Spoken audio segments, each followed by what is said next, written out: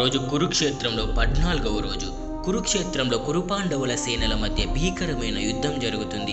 ఇటు అర్జునుడు అటు కర్ణుడు ఇద్దరికి ఇద్దరే ఏమాత్రం తీసిపోకుండా ఇరు సైన్యాల్ని మట్టుపెడుతున్నారు. మరోవైపు కర్ణుడు యుద్ధధాటికి పాండవ యోధులు తట్టుకోలేక పారిపోతున్నారు.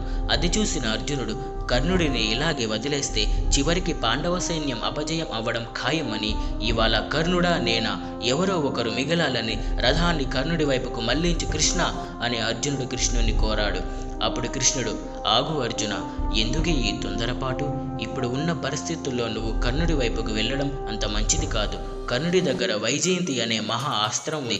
అది వజ్రాయుధం లాంటిది. అది నీపై ప్రయోగించడానికే కర్ణుడు దానిని దాచి ఉంచాడు.